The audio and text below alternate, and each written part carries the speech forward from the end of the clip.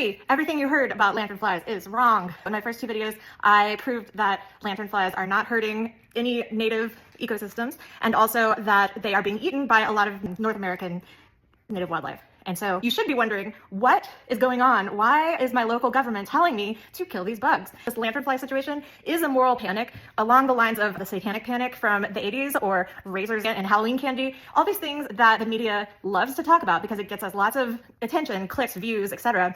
But is actually not a real problem. This whole lanternfly situation actually kicked off in 2011. Researchers have worked backwards, and they believe that the first lanternflies came into the United States on some decorative stone that was shipped to a landscaper in rural Pennsylvania. You don't start to see sort of a lot of stories, you don't see people searching for lanternflies until about 2020, really, which, by the way, coincides with, you guys may recall, the COVID pandemic. So I think that some of the excitement around telling people to squish these bugs is their parallel to COVID. This is something that is from China. It increases exponentially, and in this case, we could actually see them and squish them, whereas obviously with COVID, we felt very powerless. So in 2020, here's what really kicked off the whole lanternfly panic, was the Penn State released a crazy study, in my opinion, where they estimated that the lanternflies would drain Pennsylvania's economy of at least $324 million on the low end, $500 million on the high end, and would cost 2,800 jobs. Again, that's on the lower end of their estimate.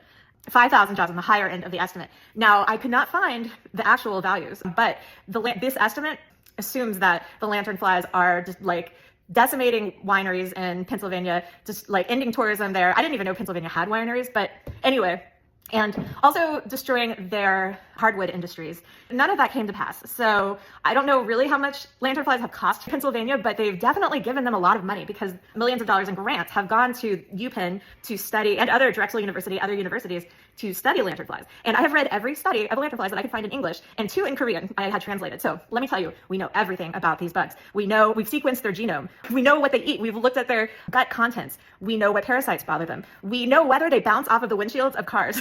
And they do. They can survive a windshield hit, especially if they're coming in at an oblique angle, if you were wondering. So there's been so much research on lanternflies, and yet I could not find a single study that quantified or even tried to estimate how much damage, economic or just agricultural damage, lanternflies cause.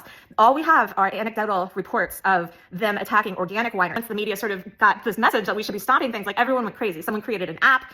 People really were enjoying stomping these beautiful little bugs, which I actually found kind of alarming, because I just don't think that that is the best way to teach children to relate to nature, If you're worried about invasive species, the best thing you could do is to rip up all of the lawn grass and convince all your neighbors to do the same, because all of our beautiful turf is totally invasive, and we should replace it with native meadows that insects and the things that eat them can thrive.